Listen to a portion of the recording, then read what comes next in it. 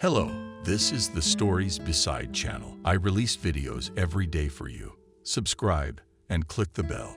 Stephen Faber has distrusted women since he was a child. His mother was to blame. His relationship with Camille was complicated and strained. The woman was known as demanding and intransigent to other people's shortcomings. Therefore, when in his youth he dropped out of college, his mother annoyingly showed him her contempt. For a whole year afterward, she nagged him and called him unemployed. Every day he heard the same phrase, "When will you get off my neck?" The last course left, and he didn't make it. A weakling. Life with such a woman was not pleasant. She couldn't accept her son's independence. So she put all the household chores on the boy's shoulders. But Stephen did not like to do household chores, and often under a plausible pretext to shirk the tedious work. In addition, she flooded him with criticism. Camille hated his long hair, which was shaved at the back of his head into a ponytail. She was infuriated by the careless style in Stephen's clothes.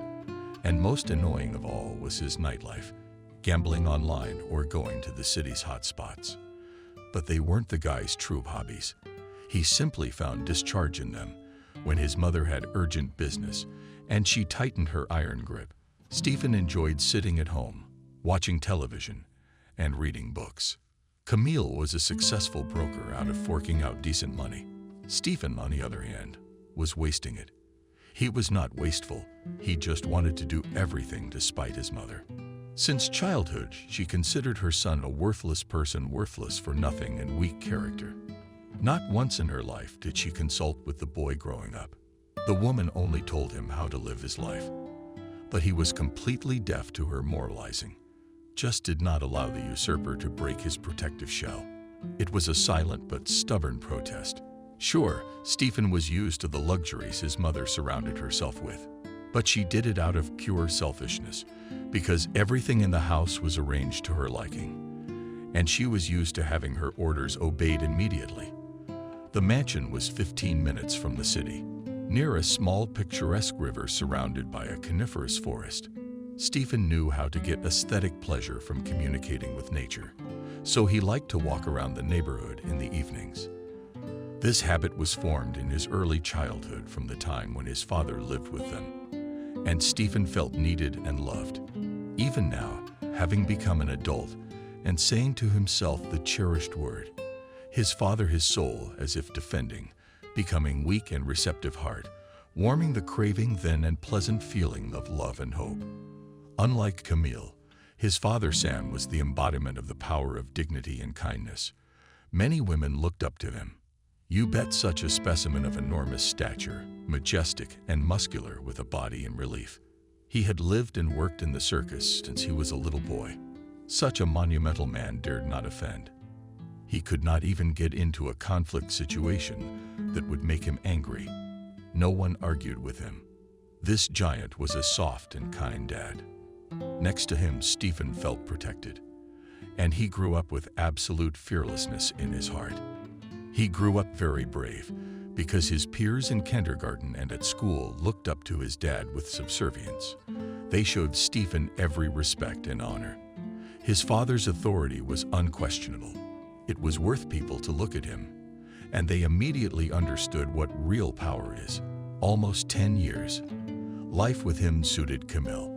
Although there was no mutual understanding between the parents, they often quarreled and loudly clarified their relationship. The father did it calmly and dignified, and the mother theatrically and without. So it seemed to everyone a complete hysteric. Stephen did not understand at all what normal man could live with her mother. Her feisty temper could only be tolerated because of her amazing outer beauty. Camille in her youth was graceful and well-built. You could paint portraits of her face. A light blush was always colorful on the delicate pink aviator, the girls framing it, delicate blonde curls. Camille's eyes were big and bright blue. Her nose was small, and her lovely lips had a beautiful shape and pleasant fullness. Camille was now in her 50s, but she remained an interesting woman. A friend. She always told me that she enjoyed the attention of men. This was the real truth. Indeed, after her father, She had had many suitors who pecked not only at her physical attractiveness, but also at her financial solvency. Stephen was used to having strange men show up at their house and then disappear. He didn't even bother to memorize their names. All these men seemed to him to be just background to his life, and cheap and of poor quality, something small and insignificant, not worthy of attention. None of these living characters could compare to the image of his tragically departed father. His departure happened quite unexpectedly and broke the whole destiny of a 9-year-old boy. One day, Sam went on tour with the circus. They were quite successful. That year, it was a dry, hot summer, and for some unknown reason deep in the night, most of the circus group members died in a fire. The performers had saved money on a hotel, and so they slept in caravans. From one of them, the fire spread to the others, and the hot flames spared no one.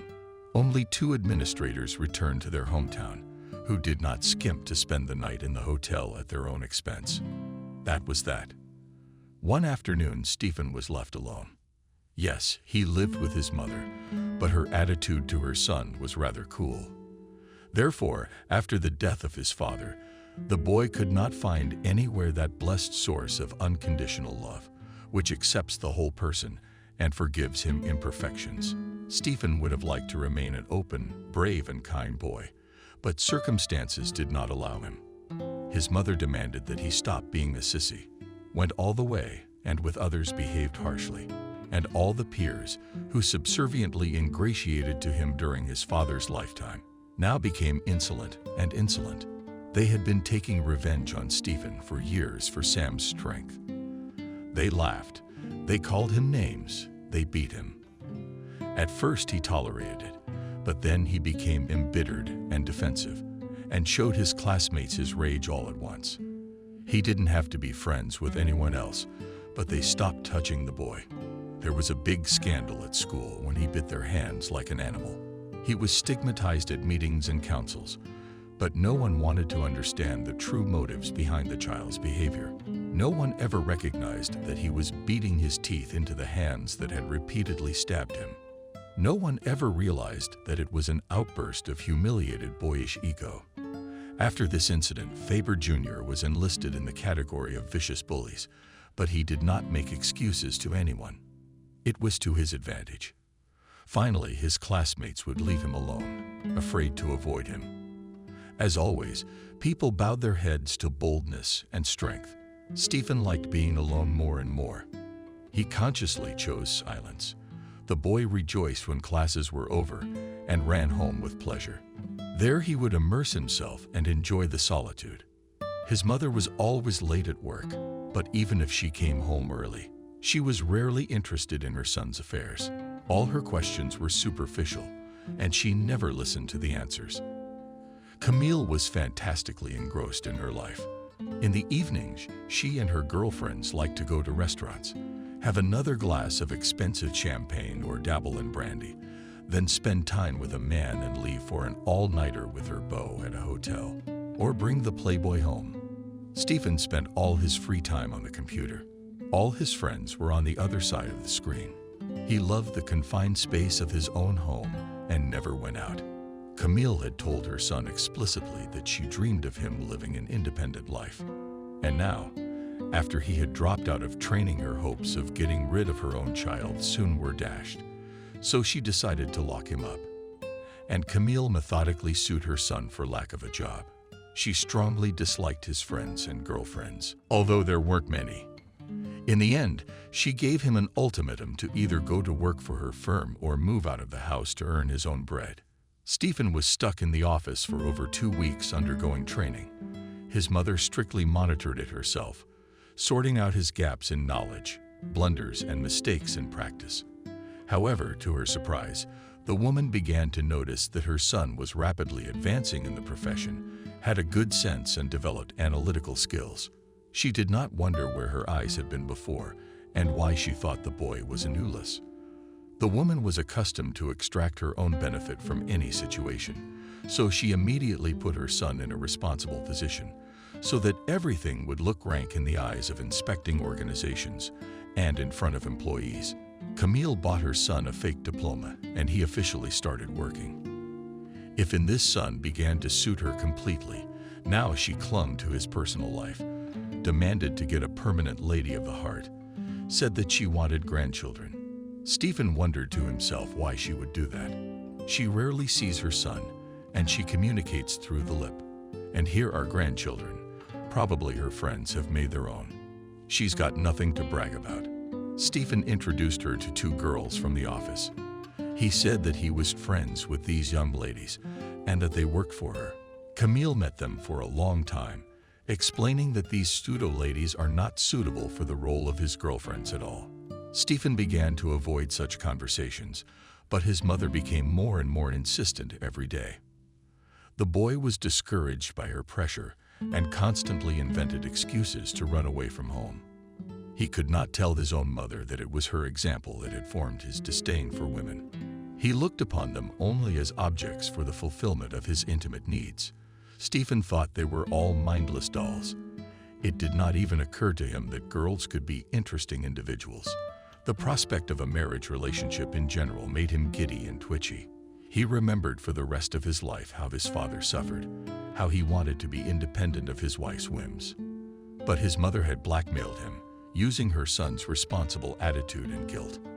The only things Stephen held dear in this world were professions and the personal freedom of a girl he did not cling to by means of charm, intelligence, or modesty. He paid attention only to physical data, evaluated the figure, height, breast size, curves of the body. The guy did not even imagine that such a lady would be with him constantly every minute, irritate him with her rank. He had set a boundary of socializing with women, right from his bed. They were headed out the door. Stephen loved solitude and did not tolerate even his mother's presence around him, and strangers were out of the question. But one had to know Camille to realize she would not stop until she got the desired result. It was not necessary to wait long, because she herself decisively organized a date for her son with the girl she liked. Stephen decided not to contradict his mother in order not to create a conflict situation. He agreed to this play. In the shower, of course. The guy was furious, or his mother's wave of rage. And how was it not to be indignant? This woman had given complete oblivion to his childhood years, and now brazenly invaded his private life. She's the right woman for you, Evelyn. Recently moved to our neighborhood, well-to-do parents, but she's so eager to live on her own. I found her a house a few days ago, not far from ours for rent. I've been in touch with her family. They're our equals. I've known her mother since I was a student. Emily was one of the nicest and most well-mannered girls at the Institute. And if Jenna's the name of the girl is anything like her mother, and I'm pretty sure you'll like her. Stephen was nervous about his upcoming meeting with this young lady and resented the match. There's no point in inviting her over. She'll be embarrassed. We'll talk on neutral territory, Camille suggested. It was her mother's decision. Stephen wondered very much how she had managed to let the situation out of her control. He sighed with relief and nodded in agreement. Jenna picked him up. The next evening, Stephen left the house. In a shallow glimpse of rain, he saw a silver open-top Chevy pull into the driveway. The car wasn't new, but it looked solid. A bright brunette with a boyish haircut jumped out. Leather jacket, dry red pants, and a turquoise scarf around her neck. What looked like cowboy boots and bright cherry lipstick. She slammed one hand on the hood. With the other, she dutifully obeyed. No, this girl was not cultured, quiet. Straight back, swift gait, confident look, pretty mouth and round aching chin. A graceful nose. Stephen felt a power emanating from this social lady. She gave him a firm hand and manfully squeezed his fingers in her palm. I suppose you know my name. She turned to Stephen. That's right. You do, he smiled. A sly expression appeared on Jenna's face. Well, I know all about you from Camille. Worthless, weak-willed, in need of constant attention and feminine care. That's how she characterized her own son. Stephen came closer to the girl, put his arms around her waist, and pressed her against him. My mother was so busy with herself that she didn't even notice how her son grew up. became a man without her participation.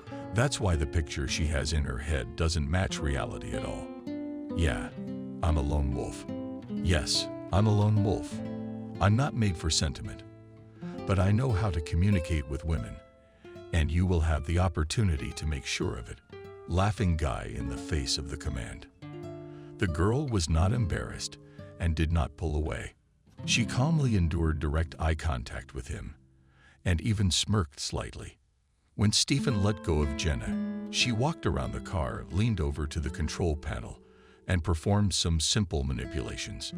Immediately, the top of the car tilted up. But then let's get away from this house and into the wind, the girl suggested. Stephen opened the doors in front of her and then sat down in the comfortable chair next to her. That's a hell of a car you've got. How long has it been yours? Evelyn's been asking for about a year. My girl's a fire. And she got into a long conversation about battery valves and gasoline prices. What made Stephen realize he was a passionate car enthusiast?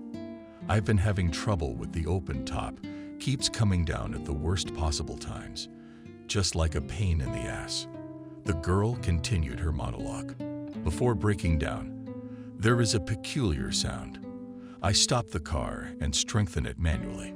Behind the conversation, Stephen did not notice how it began to blow his nose, and the sky was covered with steel clouds. It looks like we need to look for a secluded spot. It's getting darker by the minute. It looks like it's going to rain. Stephen turned to the girl. I know a cozy place. Let's go. Evelyn put on the gas.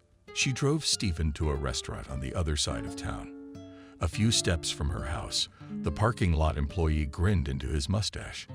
As she helped the guy open the door, the car door, it jammed shut. Stephen felt as if the girl was patronizing him. It caused some awkwardness, but at the same time it felt good. Stephen had grown up in a deficit of care and could therefore appreciate its manifestations. He lifted his head up, and at the same moment streams of water rushed down from the sky. The young men ran toward the restaurant. Half darkness reigned there, and a snowy melody poured through the hall. The bartender looked sympathetically at Jenna and Stephen. He gestured with his hand to call them to follow him. In the back room, the guy handed them 2 strong towels, and they wiped their damp heads. The bartender smiled affectionately at the girl. You're adventurous as always. Stephen realized that Jenna and the young man had known each other for a long time. Well, yes, it's me. The girl laughed. All 3 of them returned to the hall.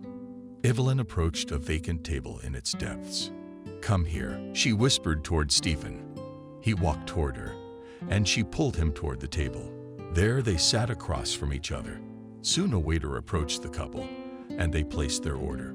Or rather, Evelyn made it. She was very attentive to Stephen, and it seemed to him that it was not Camille, but she herself who had taken the initiative to get acquainted. Jenna quickly understood his tastes and predilections. She took a quick look at the menu and decided what he would drink and eat. What she chose, surprising, was her preference in alcohol. In large portions, she devoured Jack Daniels, and Stephen picked up a bottle of collectible red wine. It was immediately obvious that Evelyn was a regular at this establishment, because all of its employees were eager to please her, plowing around like moths. Suddenly, Stephen realized that the society of this girl was very pleasant to him. He did not let himself be broken by his mother, did not succumb to her influence. But Jenna's strength is soft, quite different. She was attentive, showed great interest in the life of the guy, and unobtrusively cared. That's the payoff. Stephen asked her to tell me about herself. I was surprised at how interesting the girl's fate was. She was a little older than him by more than 2 years. She was born into a well-to-do family, but early on she wanted independence, so she started her own business several times. The initial capital was allocated to her by her father, but the first attempts were unsuccessful. He failed. Now I'm doing just fine. She smiled, taking one sip of whiskey after another. It was amazing, but Jenna had become a successful businesswoman. She owned several fashion magazines. This girl was obsessed with everything. She passionately talked to Stephen about the intricacies of her profession. And then, feeling that her narration bored the interlocutor, told the guy about her hobbies. They were somewhat extreme. Hiking in the mountains, racing on kayaks on raging strong rivers, swimming in forbidden places. Stephen could only wonder that his new acquaintance was not into space travel. At the end of the evening, he was fascinated by the girl. Her determination, courage, and faith in her own strength could be envied by any man. He was afraid to admit to himself that the girl had touched his heart. Jenna was different from many others. She was interesting to be with. Among many charming, intelligent, and beautiful women, she stood out. There was in her some kind of mesmerizing mystery. Next to this girl's soul arose some inexplicable awe. Wanted to drown in a relationship with this reckless representative of the weaker sex. Stephen caught himself at the thought that all his previous romances did not cause him the desire to open up and behave relaxed. They had been smooth, unremarkable encounters with a slight tinge of lust. How many of them had been such arousing his quiet interest? Dozens, hundreds. In general, Stephen was driven by a single desire to add to his collection of men. By and large, these were women who were completely alien to him. Jenna, on the other hand, had managed to become his own for the evening. He didn't want to part with her. In all, her appearance distorted such inner confidence that she involuntarily attracted looks from the outside. But that wasn't what attracted a man. I have not seen such beauties. With amazement, he caught himself at the thought that he admired her swift gait, radiant smile, manner of gesticulating. Stephen watched with awe the new feeling that was budding in the depths of his soul. It was an attractive one. The condition was unusual for him. It bathed him in cocktails, excitement, involvement. The guy couldn't understand at all what was clinging to his dictates. It was something inexplicable. He'd only met her today, but he'd immediately accepted all of her as she was. Now it seemed to him that he had known her for years. This was the way she was his own. He felt no shadow of embarrassment or discomfort in her presence. Stephen realized that he was completely relaxed around her. Literally, within hours, he realized that this was his woman. Not once did he get bored while talking to her. Not once did he think about business or anyone else. Evelyn, really absorbing all his attention. At the same time, the girl was not intrusive and did not claim adoration or love. Stephen realized that in front of him was a completely independent person, and whatever their relationship in the future, he would not be able to own her completely. Jenna would always have her own world, hidden from everyone else, only at her own will. She will open the doors to it briefly and only to a select few, but will never fully let anyone in, ever.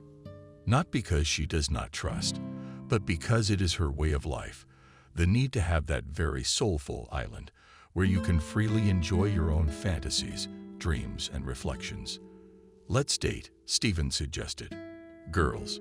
Seriously, she laughed. Yes, I think we're right for each other. Or maybe I'm wrong, he asked. No, it seems that way. Evelyn looked at him point blank, and then Stephen felt a languid, passionate feeling enveloping him, despite the fire of desire that had enveloped him. He remained outwardly calm and cold. Jenna looked at him with her marvelous velvet brown eyes, and Stephen read understanding in them. The girl silently rose from the table, and he followed her. The rain had stopped outside, and the city was illuminated by the last rays of the setting sun. They raced in her limousine through the empty streets. Then a thick purple twilight descended upon the land.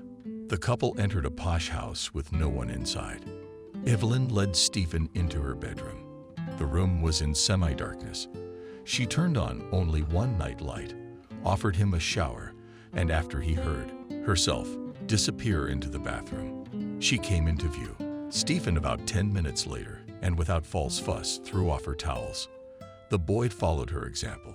He admiringly looked over her slender young body, then boldly approached her and enclosed the girl in an embrace. Even in intimacy, she did not belong to him completely.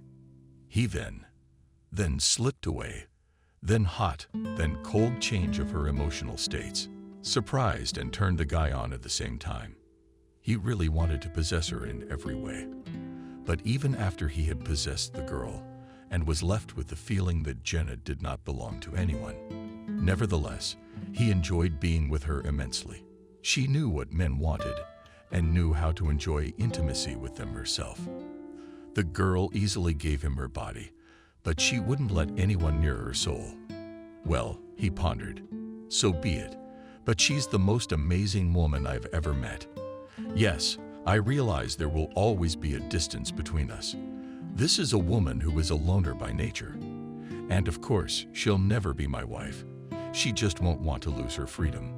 But I won't force her. Let her be with me only as long as she wants to be with me. She'll leave. It'll hurt, but I'll let her go because I realize Evelyn is a free bird. And no shackles, not even the greatest love or passion, can keep her from flying solo. And now he enjoyed any communication with the beautiful girl, her gaze, not arbitrary body movement, languid sigh, and next to her the whole world remained somewhere behind. Stephen was immersed in that unchanging mystery of being when he and she were alone together. They were united by a strong attraction. Stephen could not regulate his communication with Evelyn. The place and meetings were always chosen by her herself, and he only waited to listen to the roar of the engine of her Cadillac. The guy waited and prepared for every date with her, so the feeling he harbored for the young woman was a pinch of longing. He realized that someday this connection would suddenly cut off, and he would lose forever.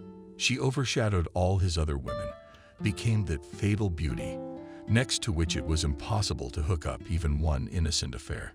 The other ladies lost to her from the beginning because they dissolved in the shadow of her charisma. She was too bright and wonderfully nun-like. Evelyn's relationship was passionate, and at the same time, there was a certain detachment between them from each other. The girl often plunged into her inner world and revealed to the guy only some of her qualities. Therefore, Stephen sometimes felt abandoned and lonely. Sometimes he had no information for weeks about what his beloved was doing, but he bore it stoically. It was ready to tolerate everything for the sake of a couple of dates with her.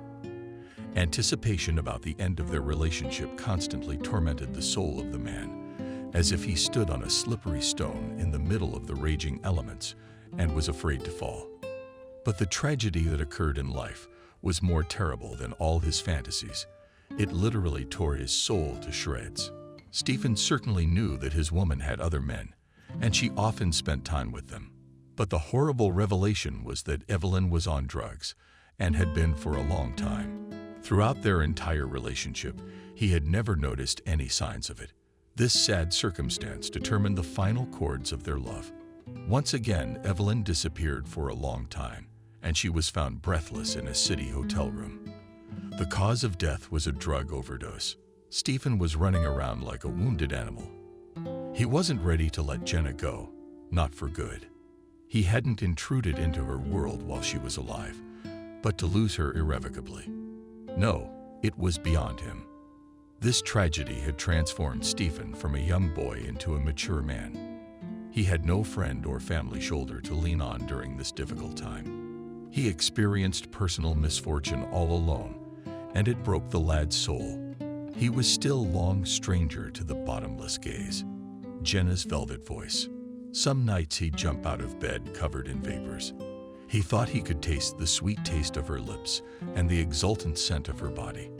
In time, Stephen came to terms with it, but a ringing emptiness settled inside him. He began to fill it with alcohol and promiscuous sex. In the moment, when the man got drunk and indulged in flat successes with strangers, it seemed to him that the pain was going away. However, when he woke up in the morning, heavy emotions encompassed his soul in an even tighter ring. Stephen sank deeper and deeper into the abyss of drunkenness and debauchery. In this frenzy, he could not even properly mourn the departure of his mother, did not want to forgive her coldness and indifference, and he could not let her go to the next world with gratitude for his birth and all that she had given him on this sinful earth. The resentment remained in his heart. Stephen was fiercely angry at his mother and his beloved as if they were alive. The only thing that kept him afloat was business worries sobering the young man. As he labored in the office, he felt like a man wallowing in the pain of loss. Stephen realized that he was probably doomed to be alone. To meet someone like Evelyn again was impossible. He had given up hope of personal happiness. To keep from going mad, he was looking for new adventures. And now, with a swaggering, unsteady gait, he was walking through the city. Soft light poured in from the windows of the houses, and appetizing smells wafted through the windows.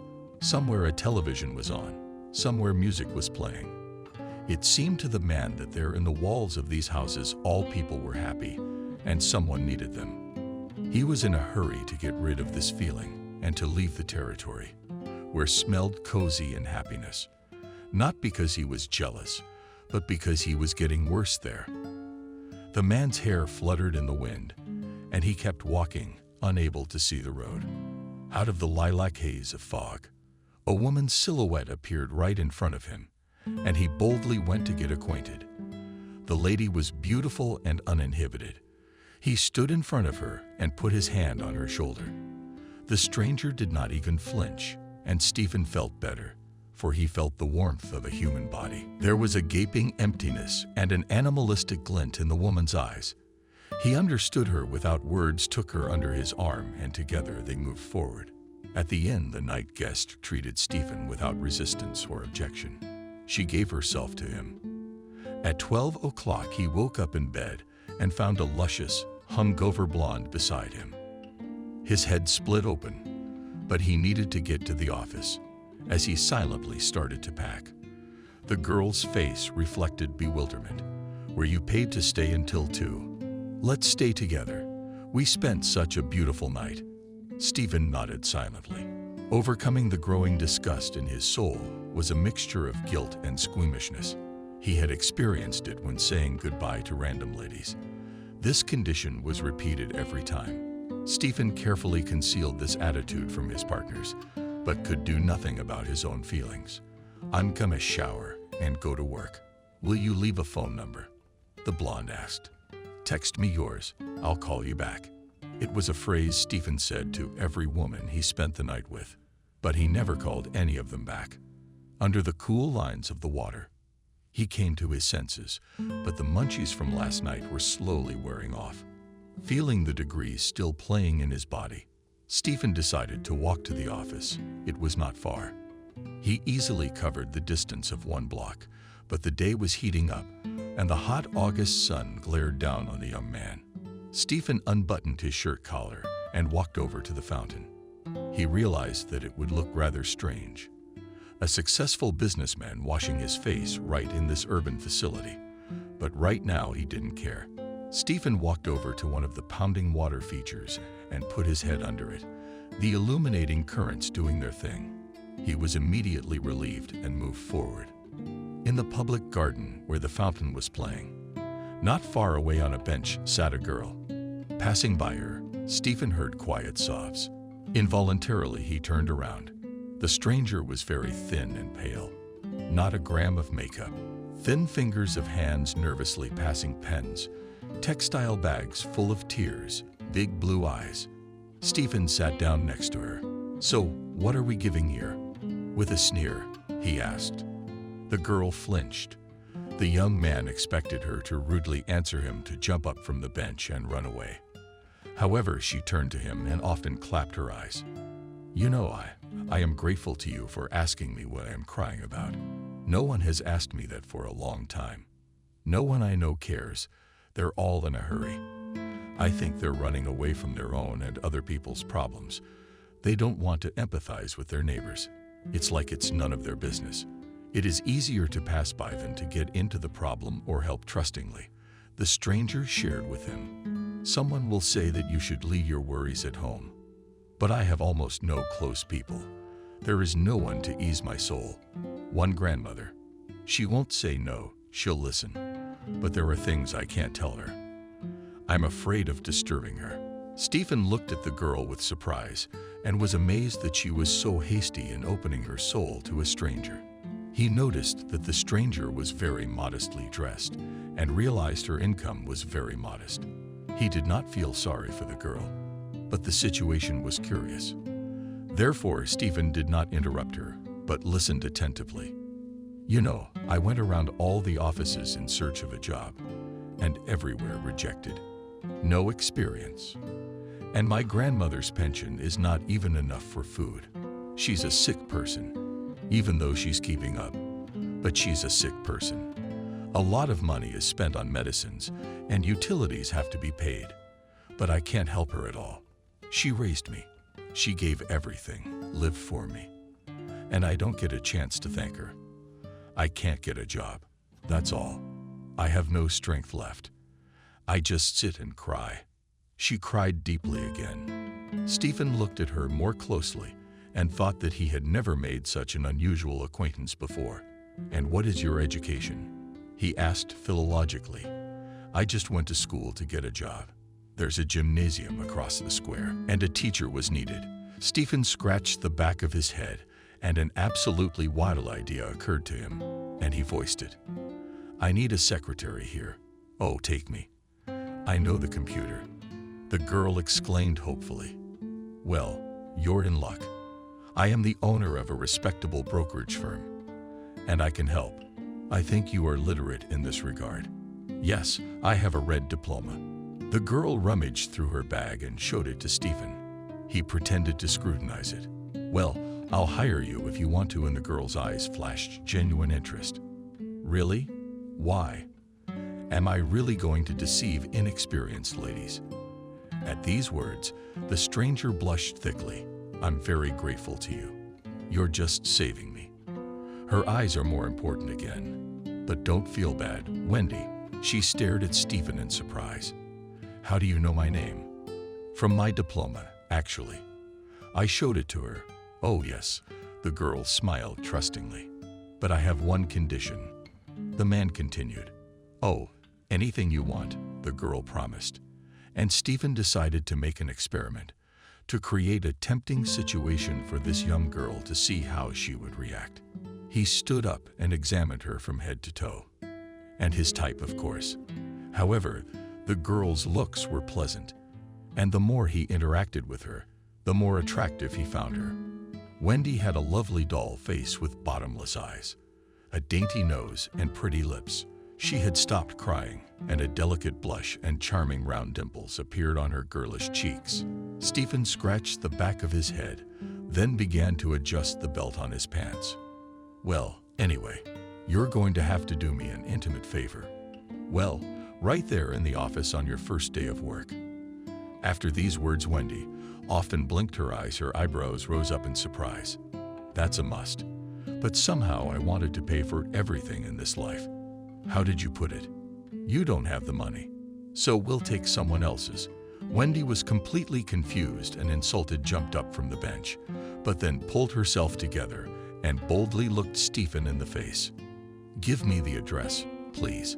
I'll come to apply for a job. I'll be there. It won't cost me anything. We'll be able to provide for my grandmother and me." "That's right," he said. "Your salary will be good." Stephen gave the address of the office and said goodbye to the girl.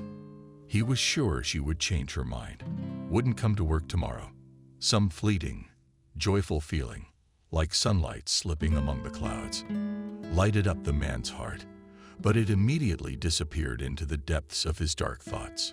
Looking at the man's receding figure, Wendy felt uneasy. How to go to him tomorrow? And why give herself to a stranger? She had no choice. The strength taken from years of hardship was running out. She and her grandmother needed a piece of bread. So Wendy had no qualms about the ordeal ahead of her. Of course, it was unpleasant. After all, she had never had a man before. But life had left her no choice. She couldn't sit on her grandmother's neck all the time. Wendy remembered her unhappy childhood. She'd once had a full family, a mother and father, and even a philosopher grandfather.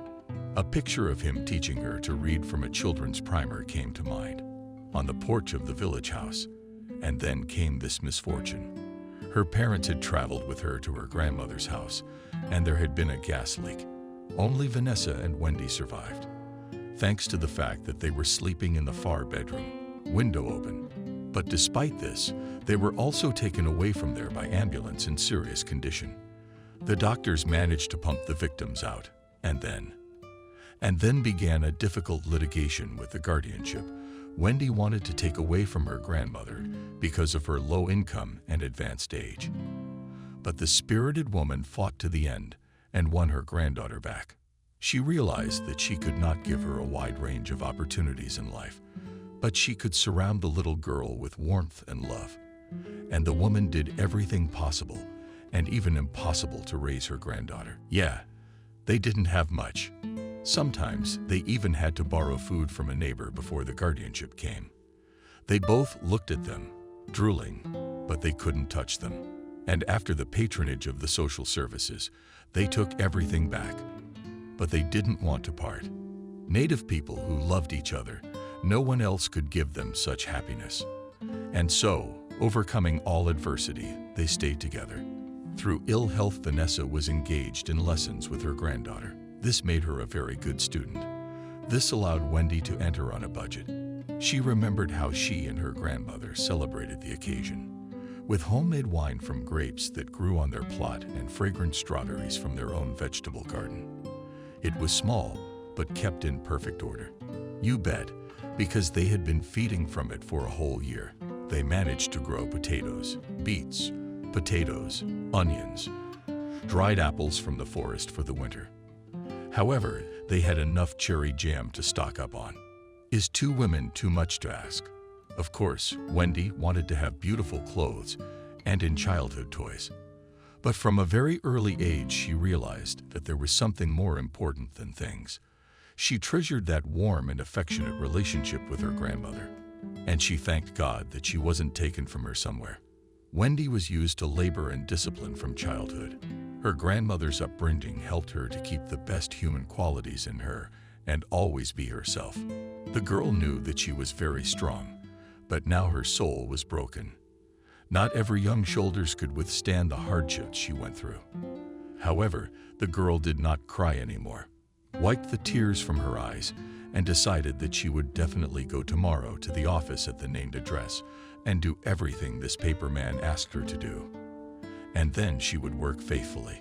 Wendy went to her home. She was in a state of confusion. The joy of finding a job had been covered up by a lewd offer from her future boss. The rest of the day flew by.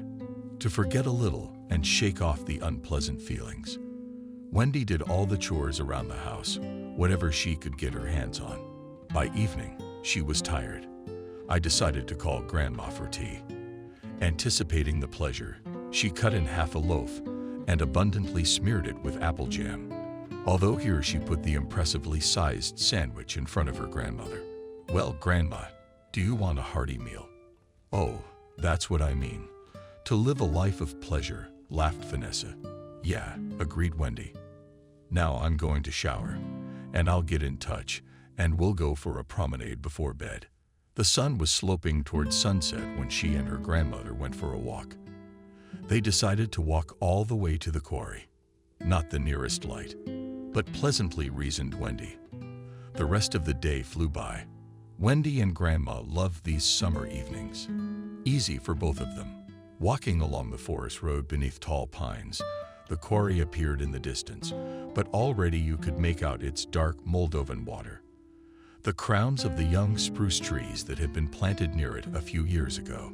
Soon they approached it and started throwing small pebbles into the water from the shore. Imperceptibly, the lilac twilight thickened over them, and the travelers hurried home. They did not want to walk through the forest in the dark, but on the narrow forest road they met a very ancient old Bradshaw woman with a stick in her hand. "Would you say, sweetheart?" she asked. "There's a high voltage far out here." "We haven't heard of one," replied Wendy. As she got closer, the girl was able to make out the passersby. She was about 80 years old, no less. "Oh my God. I've been reading too much. I think I'm lost. Where does this road lead to?" "To the city." "Where do you want to go?" Vanessa asked. "Oh, then I'm going the wrong way." The old woman fussed, turning back. Wendy looked up at the sky. It was only a little over half an hour before it was completely dark. "Wait, where are you going?" "There's no high voltage that way either. This road goes all the way to the quarry and ends there." "Where did you come from?" "From a cottage farm. from the forest. So I have a cottage there, and the live one is now in mine. So you're coming from there now with the forest. Vanessa mentally estimated the trajectory loomed decent kilometers. She marveled at the antics, but you won't make it back in the light. The forest is big, and in some places heavily overbolten. Only this road is rented by hunters, but it breaks off near the forest. People have often been confused in this area. They've even found human remains of travelers who lost their way in the forest and couldn't find their way out. Look, it'll be dark soon. You won't find your way back in the dark. It'll only get more confusing. Come with us, and in the morning you'll take the train to your place. It leaves around 800. The woman recovered a little, but then she agreed. On the way she said that she went to the forest from early morning and imperceptibly passing from mushrooms from berries deepened into the thicket for about 7 kilometers. And that's if you count in a straight line. One could only wonder at her vigor and physical endurance. At her age, I'm from the city myself, my grandmother said. My father used to live there, but we moved away a long time ago. I was a girl. My mother died early, right after giving birth. My father was 6 years old when he got married. Then he married a woman, and we went to live with her. She made an excellent stepmother. Not everyone can find such a mother. She was so nice. She's dead now, of course. God rest her soul. And my father's in the other world, and my husband has recently left. But I'm still living. 3 kids. God sent them. Good, caring ones. But they've gone to different cities. Such frankness of a random travel companion surprised Wendy, and she, herself, not understanding why, suddenly revealed to her companion all today's story that had happened to her in the park. Vanessa looked at her surprised, but did not utter a word of reproach. I'll tell it all out loud. The girl breathed a sigh of relief and felt as if a huge stone had fallen off her soul, interfering with her life further, spilling everything to a stranger.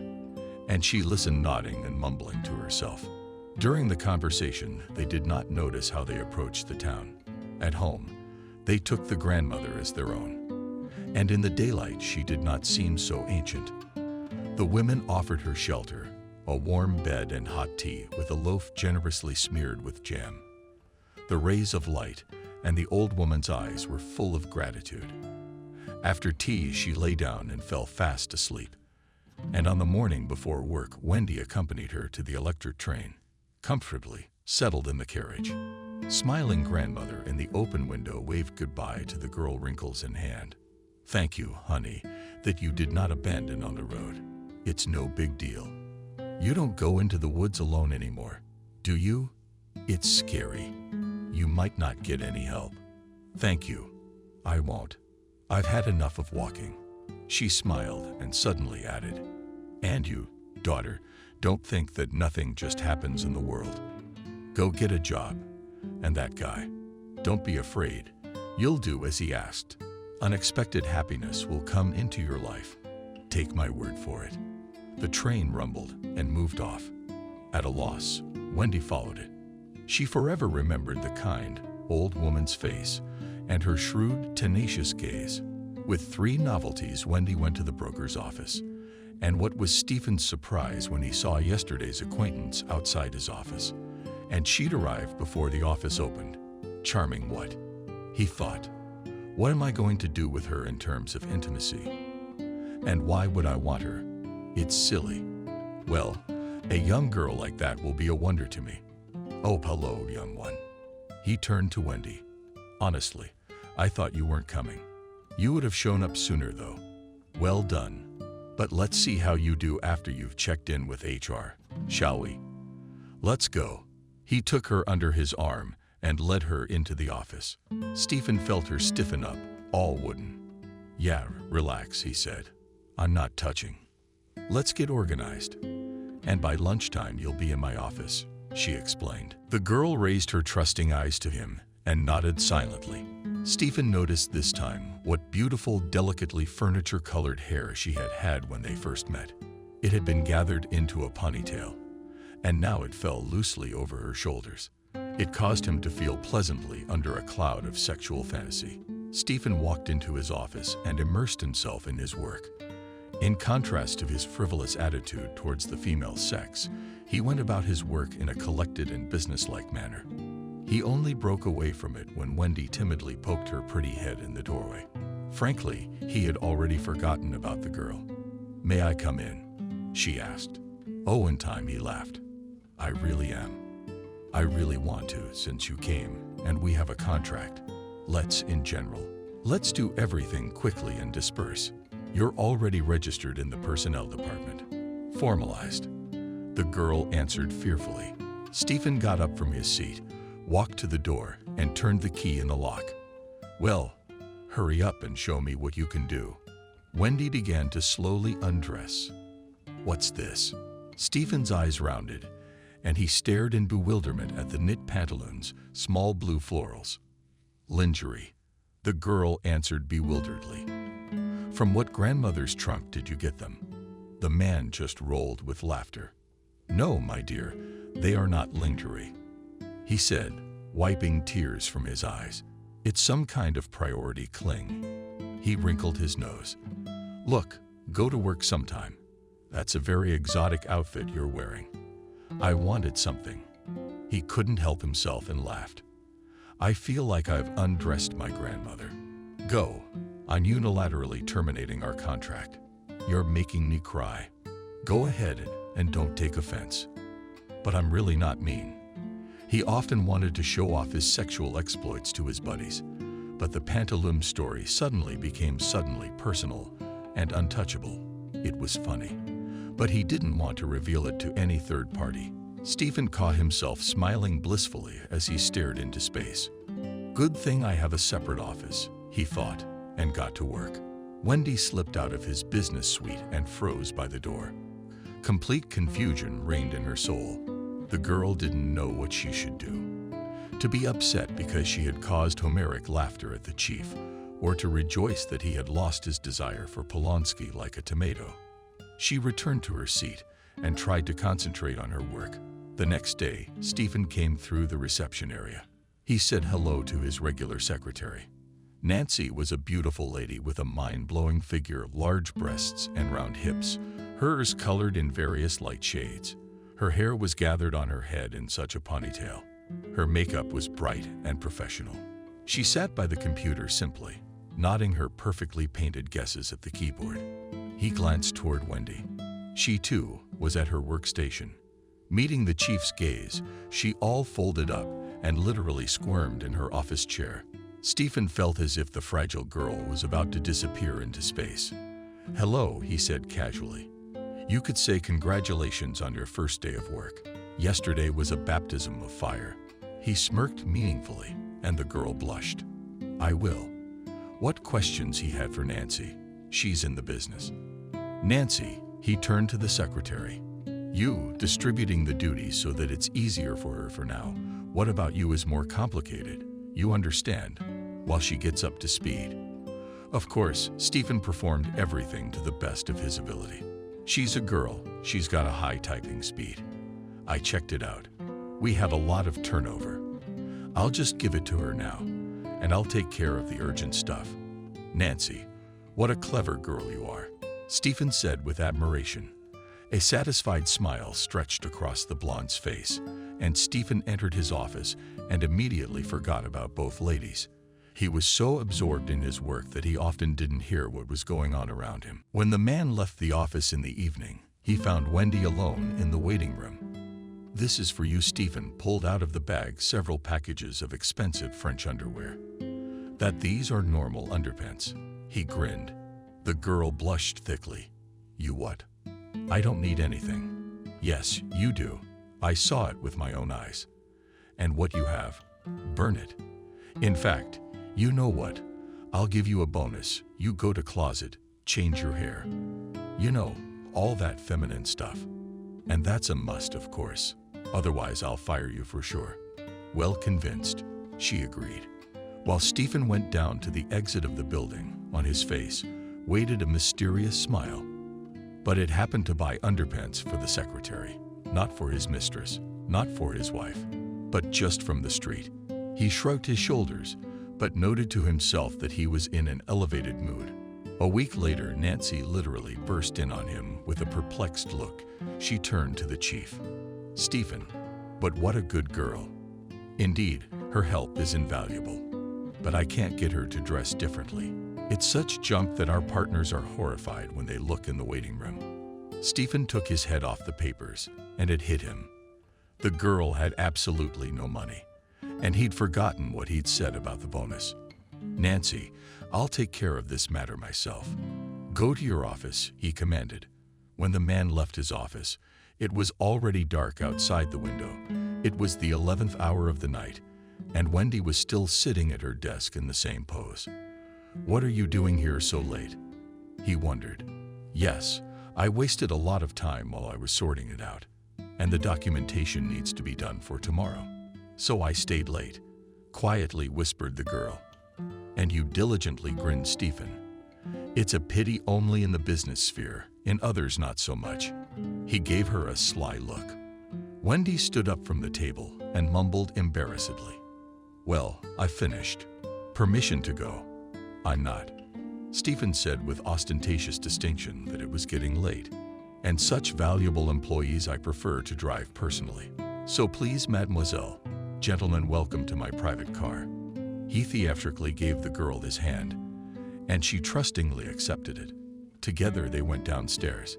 He opened the car door for her, and she settled into the front seat.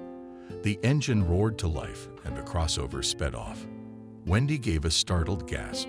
"Oh, come on, Stephen. We're in town, not on the highway. You're telling me off. Tell me, please, what's the right one? Just a few days in the office, and I'm on the short end of the stick with the brass." And he laughed. "But since you're so brave, I'm sure you'll take my remark adequately." "Oh, and how to her remarks?" The girl got worried. Of course, speak up, I'll fix everything."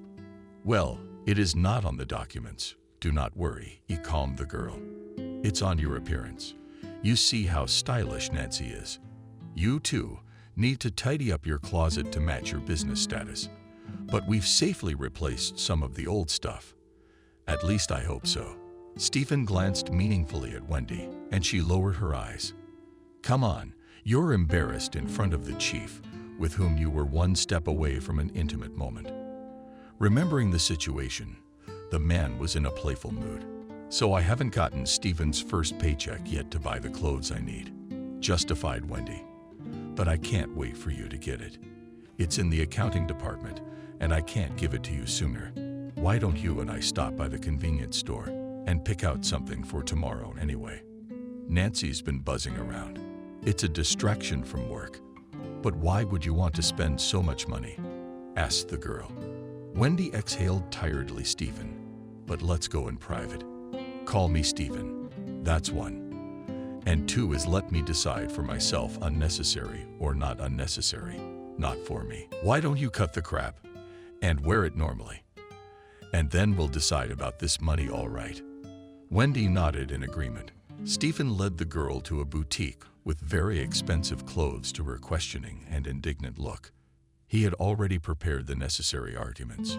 "I run an expensive firm and my secretaries have to be dressed up. Accordingly, you may not blink your lovely eyes. I don't accept any objections. Girl," he called the salesgirl, "would you be kind enough to match my girl's strict office bow?" He glanced contentedly at the remote Baroque lady, then took a seat on the plush sofa and began leisurely digging through his phone messages. When Wendy came out of the prime, paid again, and business attire, he gave a contented thumbs up and calmly said, "Well, that's what I wanted. Just perfect. Now you look appropriate to your status. Thank you." He turned to the girl serving them. Then he paid for his purchases and drove Wendy home. She got out of the car with a happy smile and thanked him for the purchases. "Well, let's go, it's getting late, and there's a lot of work tomorrow. I did it not only for you, but also for me. Good night." He drove off, flashing his headlights for her. After driving a few meters away, Stephen stopped the car and wondered inwardly. In him woke up such a mischievous boy who seemed to sleep for many years. The man realized that he liked these feelings very much, and they were directly related to Wendy. Communicating with her gave him great pleasure. And today, he could hardly hide his admiration when she came out of the premiere. Totally refreshed, he could not show his admiration for her, for he himself had not yet realized what a pleasant and joyous state of mind was entering his life.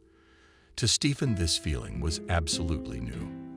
The memory of greatness was still alive in his heart, but it was somewhat detached. And often that coldness gave them away from each other. Love for her had not warmed his heart, nor had it evoked such intoxicating warmth and joy as was now developing in the man's soul. These soft currents of magical feelings were rolling over his whole being. He wondered to himself where it came from in him and why it felt so good now. What was this miracle that had happened in his destiny? After all, Stephen could not even suppose that this young girl would catch his eye. The man even felt a slight pang of jealousy because he imagined what a dazzling impression Wendy would make tomorrow morning, and many men would throw interested glances at her. The next morning, he found Wendy alone in the waiting room. "You look marvelous, transformed. I can't tell a story, I can't describe it. Just a different woman, I must say. Beautiful." As he opened the door to his office, he stopped and made a gesture. A thumbs up. "And this one, don't even doubt in the slightest that your fabulously good pantaloons burned." He winked at her. "Burned," the girl smiled. He sat down at his desk and couldn't gather his thoughts. Wendy, the image of her and the girl had followed him like an obsession. Some kind of illumination had settled in his soul, boyish moods and resentments of the past. The sorrows and tragedies receded into the background. She was so bright, cheerful, and sincere that next to her did not want to play the role of macho. And most importantly, Stephen realized that with her he was real, without social husks, and such a man liked himself more. And that in general he liked to enjoy life and be happy. He suddenly wanted to embrace this thin and defenseless girl, tenderly kiss her on the cheek and shield her from all the misfortunes of this world. Her purity evoked in his soul. Her purity evoked in Stephen's soul an extraordinary delight and faith in the best. If fate had sent him such a tender and unsophisticated devoted girl, it meant that she had given him a chance to free himself from the shell and enjoy the strong moments of life. He was delighted with this new joyous and pure feeling. But I was afraid at the same time. He started acting like a boy. In the office he was stern and severe with Wendy, and in the evenings he'd stand guard outside her house and watch her from the window of his car. He laughed at himself for turning into a young bully. With his money and status in life, Stephen realized that he was acting like an idiot. Just a short time ago, he had been a risky chucklehead and teased Wendy every day. Now it seemed from the outside that he was avoiding her. But for now, he couldn't help his inner shyness. He was also kind of embarrassed to show his feelings in front of the secretary and the blonde. After all, she had unwittingly witnessed their relationship. In such a suspended state, Stephen stayed for about 2 months, until Nancy brought him out into the open. Stephen once turned to her when she was bringing important papers for him to sign. "You're breaking yourself all the time. Is your attitude towards the new girl on your face? Is it readable by your behavior?" The blonde smiled slyly, which is clearly visible to everyone. Scared Stephen. "Well, not all of it. I could see the spark between a man and a woman right away. It's already a flame between you two. The man between us is dumbfounded." "You mean her?" "Stephen, you're such a tough cookie. And now you're just smeared. But get your act together and eventually ask her out on a real date. Without all the poking and prodding. You think the man scratched the tip of his nose. Of course, to an outsider, the situation is obvious. You like each other, and it's time for you to be together." Nancy's words made Stephen's heart warm. He thought that after his idiotic proposal in the park, Wendy was not serious about him, and certainly not considering him as a suitor. But the blonde was so encouraging to his boss that he decided to talk to Wendy alone that very evening. "Look, I want to spend some time with you. Right off the bat, he started at the end of the day. "Yeah, Stephen, I'm ready." And Wendy had to pack a notebook and a tape recorder in her bag. "You don't get it. I want a personal relationship with you. Oh, I'm not your equal. Equal or not, thank God, it's up to me. Let's give it a shot of hope." Stephen turned to her. "What would it take?" "I'm inexperienced," embarrassed the girl. "Come on. You don't know. Your task is simple: to be yourself." Stephen smiled. "But also to go out with me. What do you say?" "I don't know what will come of it, but it will be a curious experiment. Let's assume that we have a tentative agreement. And what will be our first date?" the girl asked. "I'll think about it," Stephen promised. He understood perfectly well that the standard scheme of seduction in the case of Wendy will not work. One could, of course, force her to sleep with him by blackmail. But that seemed disgusting to him now. The man sincerely wanted to like the girl for real. Days passed in his thoughts, and he noted to himself that his activity was not as vigorous as usual. Stephen was distracted all the time by thoughts of the girl. At the end of the week, he peeked into the reception area. Without his permission. Nancy, sneaking out early, but he was glad she'd shown wits and some sass. Now he and Wendy could not be interrupted by anyone. Stephen walked over to the girl and stared at her for somewhat longer than usual. Wendy jumped up from her chair. "Stephen, I'm not staying late today. I'm leaving. Just tidying up my desk." "Yeah, I can see that.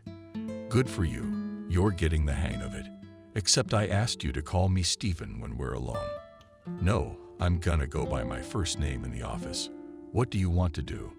"I was going to suggest something." Stephen's a little hesitant. "I'd like you to accompany me on a walk. It's the weekend. We could spend it outdoors. I've been wanting to go to a walking park for a long time. They say it's very cool, all Russian-style go-getters. So I want to invite you to come with me." "I'd love to, but I promised my grandmother I'd go with her. We haven't been anywhere in a long time. I wanted to buy theater tickets. I've been thinking about it. You know what? Why don't you invite her to come with us? I think a woman would be interested too. It's not a long ride in comfort." "Oh, that would be convenient for you, Wendy. If they call me, it's convenient. I'll give you a day to think about it tonight, and I want you to call me tomorrow. I hope it's a favorable decision." Wendy called her grandmother with her, and Vanessa gladly agreed. "Oh, this is so exciting," she told her granddaughter. "After all, it's been a long time since I've been anywhere, much less traveled. Yes, it is curious to see your boss, Stephen, what he is like outside of professional communication. You know, Grandma, I can't understand him. Sometimes he's simple and kind, and sometimes he's weirdly avoidant. He pretends not to notice me at all. Well, trust me, in my experience. Wendy, are you deeply sympathetic to this gentleman? Come on, he's so rich, he has so many beauties at his disposal." "Yes, my dear, affairs of the heart. They're not even capitalistic. Rich, not rich. Successful, not successful. That principle doesn't work here. You're young. Forgive me, granddaughter. And you don't have much wisdom. But I'll give you an example. He's the neighbor downstairs. You can't take your eyes off him. A handsome man. I saw women running after him before my eyes. They were ready to tie the shoelaces on his sneakers. A girl. A little redhead, still puny, but just classy. But he's talkative, and he loves her, who doesn't look at the pretties. She's the only one he's ever wanted. So it's okay. They're good parents in their family. They cured 3 of them. It would seem that they're completely different people, and even after they cheat on each other, they stick together. I had a friend who was like that. Here's her story. When she was young, handsome Kim got tuberculosis. So one day he comes home with a voucher for recuperative treatment. And the next day a woman with charm, like a sin, meets the chief accountant with his work and starts thanking her for taking such care of her husband. Say, thank you for the allotted voucher. The woman's eyes in a pile, like a duck, a voucher. Never had one. Valka sprints home, and goes into her husband's pocket, and there's a treacherous bag of anger next to the voucher. Say, "I'm waiting for you, my dear, my beloved, in such and such a room with a NATO reception, treatment of sexual recuperation." Gathering all his scorned honor in a fist, rushed mother-in-law in that sanatorium entered the room, waiting to separate from breakfast, and on the bed sees knitting, scarf, shawl under it. And there's a teddy bear from her mistress. Our Valia read outright. What love? What love? She sits, grieving, rubbing the umbrella in her hands. That's when the villain comes out. He meets his mistress, and he kicks his lawful wife in the legs. "Forgive me, I'm not to blame." He came himself, woman ball, but proud stepped over the prostrate body, not forgetting a couple of times to kick the rival on the head of the husband unfaithful, kicked her out on arrival, and then took her mother's advice to take her back. Who would want such a trained lady? And with 2 kids. Kim never got tuberculosis again, and there are plenty of such examples, my dear. And there are successful women and beautiful as dolls from head to toe, well-groomed, and at work honor and a tight purse. But there is no female happiness. Lonely. And for a woman it's right. She will not rest until she realizes herself as a wife and mother. That's our nature, so don't look at his wealth, and don't get scared. Act natural. Maybe he is tired of these capricious and rich kings and pulled the man to something real. You're guileless, and you're straight and beautiful. I'm the one with the granddaughter. You don't even need makeup. Everything about you is tender, soft, and feminine. Oh, thank you, Grandma, for your kind words. I believe you. I guess it's all true. How many heart-to-heart talks have we had with you? You've never been wrong once. Always right. It's not just intuition, it's logic. I'll tell you the signs, and you apply them to the chief and you'll know his intentions. Many young ladies often wonder about the attitude of their chosen one, whether he is keen and loves sincerely and deeply. If such questions disturb your soul, you need to analyze the actions of your partner. There are several aspects of a man's behavior by which you can judge his feelings. He notices the merits and often talks about them. He is really sincerely attached to a woman if he evaluates her comprehensively, admires the appearance, character, abilities, achievements of his chosen one. He notices not only beautiful legs, but also a sharp mind, kind disposition, a subtle sense of humor, the ability to support in critical moments. Often admires a woman. He looks at a special, not oily, full of passion eyes, but warmly and with tenderness. Many men like to look at their favorites, furtively enjoying their beauty and grace from afar or while sleeping. But close eye contact does not strain them. They do not hide their gaze and do not look away. Sensitive to change. He always pays attention to a new hairstyle or outfit beloved. Subtly feels the changes in her mood and behavior. Generous on compliments and on praise. She positively evaluates the desire for development in the profession.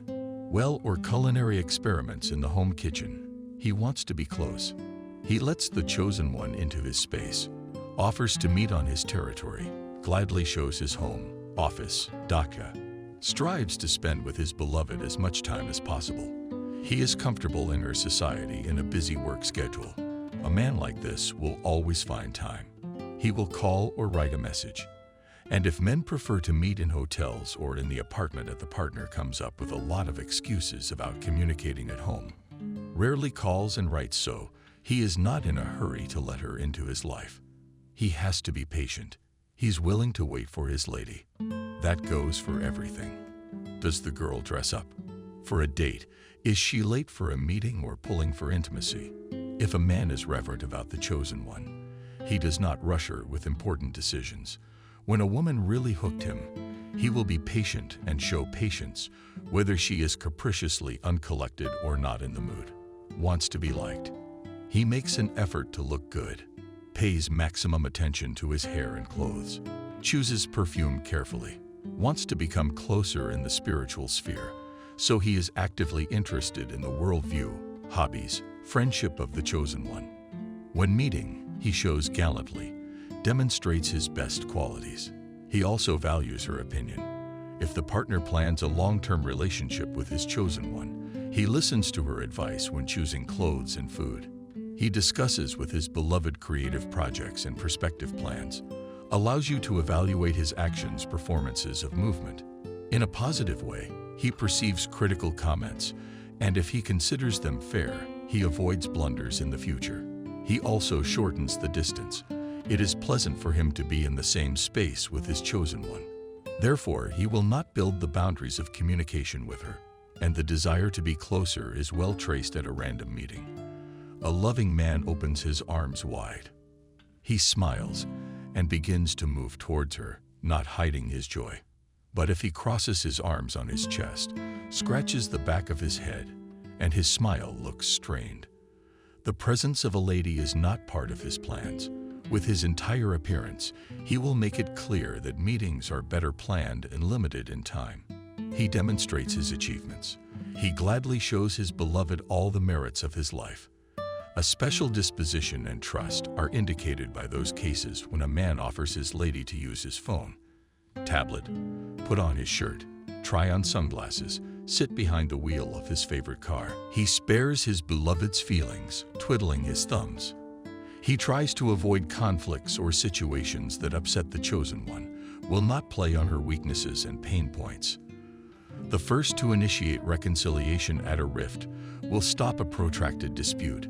He is sensitive to the tears of his beloved, so he will always embrace her, will calm her down. He will not allow strangers to hurt the feelings of his partner. You know he is ready to change his lifestyle. Here, if a man is interested in a woman, he will roll mountains for her. He will replay plans, take an extraordinary vacation. If necessary, he'll come in the middle of the night. And if there are no feelings, he will come up with 1,000 obstacles to deny her a date or help. The partner of the one has full information about the interests, hobbies, and tastes of the woman he loves. He knows what books she reads, what wine she drinks, what genres of movies she prefers, her favorite flowers and perfume. Without serious intentions, a man's interests are limited to the framework of sexual relations. He easily forgets about things that are meaningful to her. He is sincere and frank. A successful man wants to see in his chosen one not only a beloved, but also a friend. He will trust her with his innermost thoughts and dreams. He will willingly tell about childhood offenses, favorite hobbies, relationships with parents, friends, colleagues. He is honest with the chosen one. If the truth can hurt her, he would rather keep silent than deliberately lie. Includes in the plans for the future. In conversation, a man begins to operate often with the pronoun we. He no longer speaks of himself in the singular person. Now it sounds more often we will decide, we will see, we will think, we will come. So he subconsciously demonstrates readiness for a joint life with the chosen one. By the way, he is attentive in intimate relationships and intimacy. He tries not only to satisfy himself, but also to reveal the possibilities to his partner. First of all, to make it pleasant for her. After the end of intimacy, he does not withdraw at all, but maintains bodily contact. He is open to hugs and touches. He is ready to change for the sake of his beloved. And if a woman is dear to a man, he can give up the most bad habits and will control himself. In order to please her, he will share her hobbies. He will tolerate her friends and relatives, even if he does not like them. He shows care. Serious attitude to a woman is manifested by a desire to help her, that is, to be useful to her. The man is responsive to her requests and zealously takes up the solution of any, sometimes insignificant problem situations. Sacrifice personal time and professional interests. You know he doesn't tolerate competition. He wants to be the only one in his beloved's life. Becomes irritated at the sight of potential rivals. He can't stand comparisons with other men. He is satisfied if he manages to make a good impression on the chosen one and is the first to give her support. He likes it when a woman consults him when making important decisions. She values his point of view.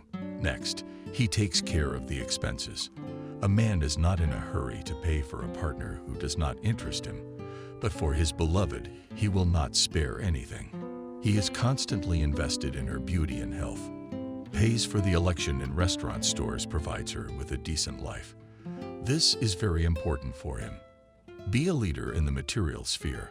Show willingness to take on any financial obligations of the beloved. He is not afraid of responsibility.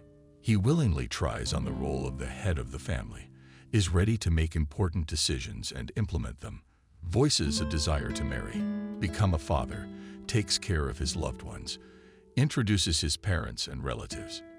When a man decides to take this step, a woman can be sure that his intentions are the most serious. She is the only contender for his heart. He will gladly get acquainted, and with her relatives will try to make a pleasant impression on them. He is eager to take the relationship to the next level.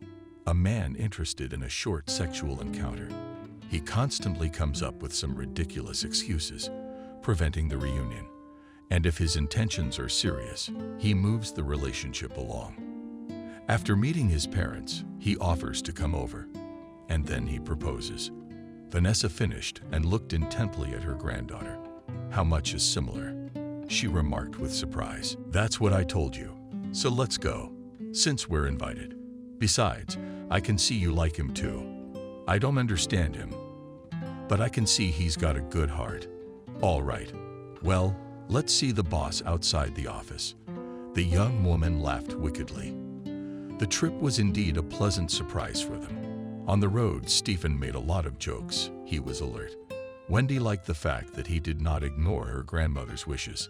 It seemed to her that the chief became sympathetic to Vanessa. So, in casual conversation, they reached the place. Before their eyes spread out a huge natural park with powerful paths, with majestic towers, castles, fortresses, and shuttles between them, corridors and carts. The charioteer gave a few hundred and got to any object with a breeze. And in the center of the cultural site, on a high mountain, stood the majestic figure of a new serpent, which at the appointed time spewed out streams of fire. The travelers visited all the art objects they liked, had lunch in a stylized Korchevnikov's, admired the final exit of the old Russian dragon, bathed in the local river. In general, they were satisfied. Happy and tired, they went on their way back. Stephen was jubilant. Wendy had spent the whole day with him. She smiled, took him under her arm, and discussed her impressions. Vanessa, too, had made a favorable impression on him. He expected to see a decrepit old woman, but met a vigorous, neat woman. He could talk to her on any subject. With these two ladies, he felt at home freely and easily. He didn't even have to control his emotions or restrain his impulses. He too acted like a child and enjoyed the fabulous outing. In the late afternoon, Stephen delivered Wendy and her grandmother home and went to his own place. He was light and happy at heart. The man was content and caught himself thinking that he felt good about being able to give such a trip to the girl his heart desired. After this trip, their relationship began to develop rapidly. There was warmth, respect, and care. Stephen was thrilled to realize that Wendy also cared for him. It gave him so much energy that he felt as if he were not walking, but simply floating above the ground. Time passed, and gradually they grew closer and closer. And soon one remarkable incident occurred which enabled Stephen to be convinced of the correctness of his choice. When the city was covered with snowy winter and cold winds, forgot in its streets, he caught a bad cold, with a high fever and skinny chills gripping his entire body. At the height of the infection, he called Nancy and told her he would be gone for several days. The man's condition kept worsening, and soon he slipped into oblivion alone in the apartment, completely helpless. Stephen perceived the sounds of the television and telephone as if through a jenna of thick fog. He was no longer able to even stick a thermometer under his arm. The patient was losing touch with reality. The only one who sounded the alarm was Wendy. She convinced Nancy to give her a spare key to Stephen's apartment. It was kept in the study just in case. She rushed over to her boss's house. The girl was shocked by what she saw. She immediately called an ambulance, and Stephen was hospitalized. Wendy arrived at his apartment just in time, because the timely treatment helped him to avoid complications. According to the doctor, they were sure to threaten a man weakened by infection. Every day the girl visited the patient and made sure to bring fruit. And hello from Vanessa. Feeling her care and presence, Stephen recovered quickly. Soon he was discharged, although he spent another week at home. During this time, the man got so used to the closeness of his favorite girl that he did not want to part with her even for a while. He came to the realization that he would like to see Wendy as his wife. He needed her like air. On his return to the office, Stephen set to work with renewed vigor. He decided to propose to Wendy. The night before, the man left his office and approached her workplace. "Wendy, I need to discuss some work issues with you, but not in the office, but tonight at the Orpheus restaurant.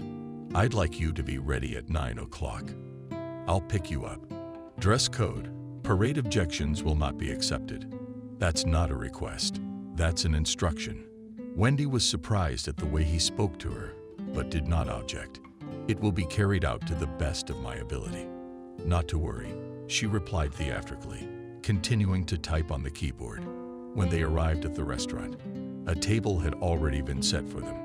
Wendy had been with Stephen in various places before and was therefore surprised by the unusual service. In the middle, she saw a beautiful vase with a voluminous flower arrangement. "You said it was a business occasion. Why flowers?" The girl was surprised. "And this you will find out later." "Mademoiselle," he slyly smiled. Then the wonderful voice of Paul McCartney was heard in one of the speakers. Stephen stretched out his hand to meet her and offered to dance. They twirled around the floor. Stephen gently embraced her and could not believe it was real. Sunny and warm vibes emanated from her. Wonderful hair spread across her shoulders. Her blue eyes glowed with happiness, and her body gave out desires. The song ended. He gallantly led her to a table. Wendy sat down. "You know," Stephen began, "I'm frankly admiring you right now. I don't think there's a more beautiful woman in the world. I'll tell you the truth. You're probably the only woman I have any genuine respect for. You know everything about me. I'm no saint. Sometimes I've been ridiculous and stupid. Yes, I remember your indecent proposal." Wendy laughed. "And I remember what you were wearing at the hour of our first intimate date." Stephen smiled broadly. "But I'm grateful to your outfit for drawing my attention to you. But the time has come when you are not shy of me at all, and I want you to be my wife." He opened his palm with a dainty ring hidden in it. "Well, I'm a saint.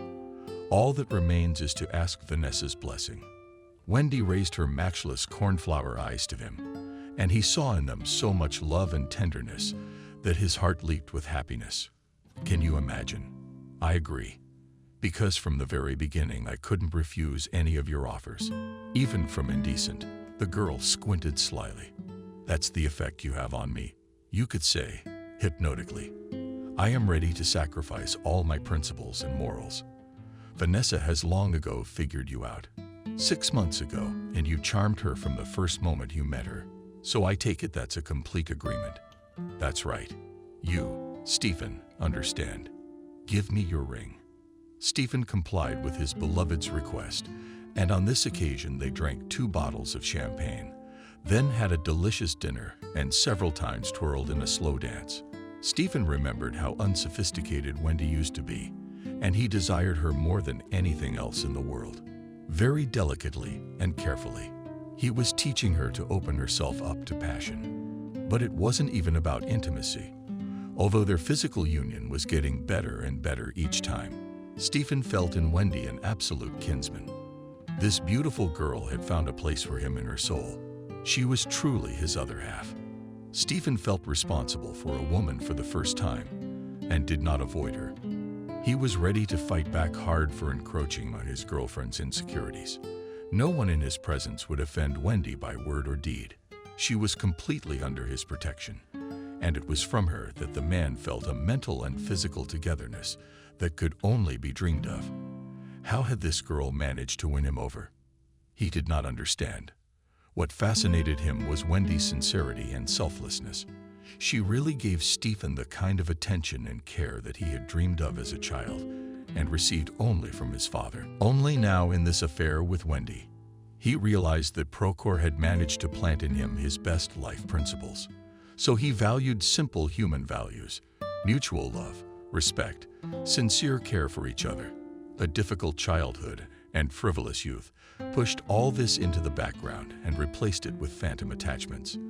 But neither success nor money could make Stephen happy. Only his relationship with Wendy had brought harmony and peace to his soul. Only now he realized what a pleasure it is to live in balance with himself, when not passions tear your soul, but tenderness and delight. They fill it all around. Nature, people, and everyday affairs become completely different. The very perception of the world changes. Stephen looked at her now with gratitude. Yes, it is not an easy world, and it is not simple, but it is what it is. When the fire of true love burns inside you, then philosophically perceive the difficulties and vicissitudes of life. Indulge in other people's shortcomings goes irritability, nervousness, using sometimes envy of other people's happiness. Stephen now realized how much good lurked in his soul, and there was no one to give it to. In fact, no one was taking it. And Wendy really needed his care, attention, and adoration. Her adoring gaze reflected her love for him. She must have sensed something real that had always been hidden in him. The girl trusted Stephen so infinitely that to deceive her, he could not deceive her.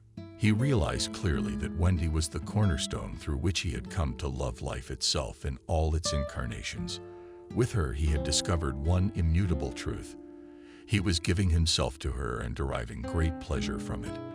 Next to her, he became the real, the very sincere and desperate boy in whom his father had infinitely believed. The morning they met together in the large and bright bedroom, Stephen opened himself even more to Wendy. Putting his arms around her, he said, "You do not even realize how amazing you are, outwardly seemingly weak and fragile, but at heart strong and kind. You're the one who made me a better person. And that's not just a buzzword. It's the truth.